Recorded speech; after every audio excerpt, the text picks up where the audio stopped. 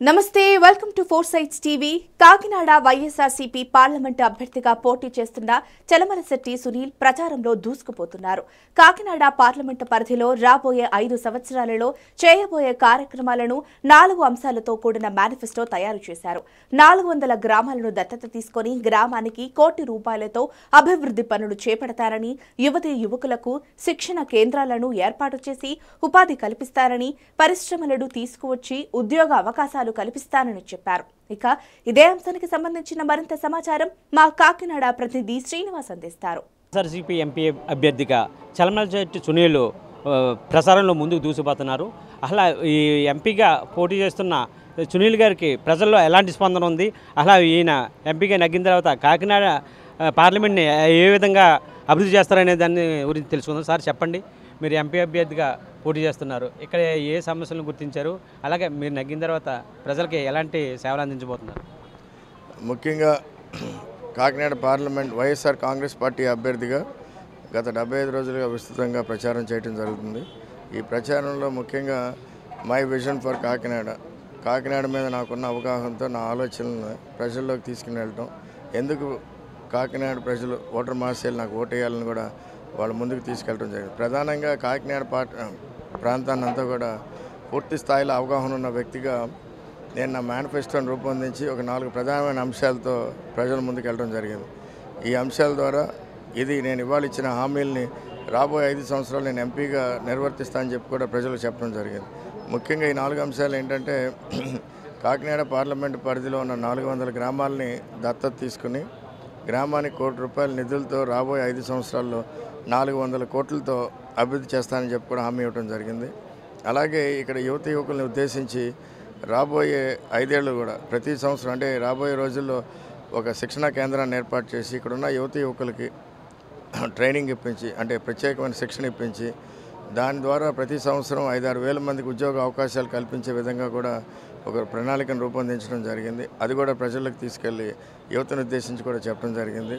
మూడవది, కాకినాడ పార్లమెంట్ పరిధంతా కూడా ముఖ్యంగా కోస్తా అయితే కానీ, ఇటు మెట్ట అయితే కానీ, ఇక్కడ మనకి పోర్ట్లు, SEZలు అన్నింటినీ దృష్టిలో పెట్టుకుని ఈ ప్రాంతం మీద పూర్తిగా అవగాహన ఉన్న వ్యక్తిగా గత 10 ఏళ్ళుగా కూడా మేము చేస్తున్న కృషి వలన రాబోయే 5 సంవత్సరాల్లో ఈ కాకినాడ పార్లమెంటు పరిధిలో 30,000 నుంచి 40,000 కోట్ల పెట్టుబడులతో పరిశ్రమలు కూడా స్థాపించడానికి ప్రణాళికను రూపొందించామని చెప్పి కూడా అది నేను బాధ్యతగా తీసుకుని ఈ రోజున ప్రచారంలో చెప్పడం జరిగింది.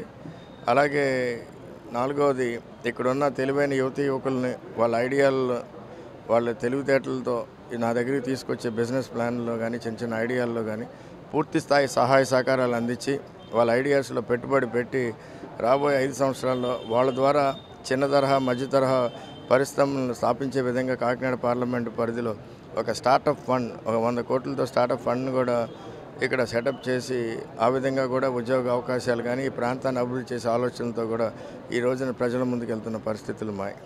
అలాగే కూటమితో ఎదురుదాడి వస్తున్నారు, వాళ్ళని ఎదుర్కోవడానికి ఎలాంటి అంశాలను మీరు తీసుకొచ్చారు? ఈ రోజున ప్రధానంగా కూటమికి ఎదురుదాడి చేస్తున్న ముఖ్య ఉద్దేశం వాళ్ళకి మా పార్టీకి బలం, జగన్మోహన్ రెడ్డి గారు అందించిన గొప్ప సంక్షేమ అభివృద్ధి పరిపాలనే మా పార్టీకి శ్రీరామ రక్ష. ఎందుకంటే ఈ రోజున ఆయన చేసిన గొప్ప పరిపాలన ఏదో రకంగా కట్టడి చేయాలి అని ఒక కుట్రపూరితమైన వాతావరణంలోనే ఈ పొత్తులు కానీ, జగన్మోహన్ రెడ్డి గారి మీద వ్యక్తిగతంగా అసత్య ప్రచారాలు కానీ, రకరకాల విధంగా ఏదో రకంగా ఆయన అడ్డుకోవాలని చెప్పి అమలు చేయడానికి వీలు లేని హామీలతో కూడా ఈ రోజున ప్రజల ముందుకు రావడం జరిగింది.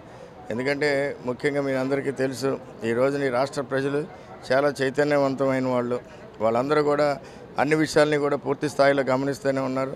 తప్పకుండా రాబోయే రోజుల్లో గత 5 ఏళ్ళుగా ఏ మాదిరిగా అయితే గొప్ప సంక్షేమ అభివృద్ధి పరిపాలన రాష్ట్రంలో జరిగిందో అది కొనసాగాలని అందరిలోనే ఆలోచన ఉంది.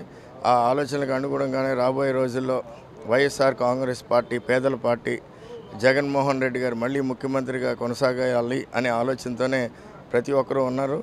జగన్మోహన్ రెడ్డి గారి నినాదం ప్రకారం వై నాట్ 175/175 అని ఏ మాదిరిగా చెప్పారో అదే రీతిలో భారీ తీర్పుని ఈ రాష్ట్రంలో రాబోతుందని చెప్పి కూడా అందరికీ తెలియజేసుకుంటున్నాను. కాకినాడ ఎంపీ అభ్యర్థిగా పోటీ చేస్తున్న చలమలశెట్టి సునీల్ 4 అంశాలతో కూడిన మేనిఫెస్టోను తయారు చేసి కాకినాడ నగరాభివృద్ధికి ప్రచారంలో అన్ని రకాలుగా ప్రజలకు ఉపయోగపడతానని చెప్తున్నారు. ఇది ఇక్కడ పరిస్థితి. కెమెరా పర్సన్ బాలకృష్ణతో శ్రీనివాస్, కాకినాడ నుండి.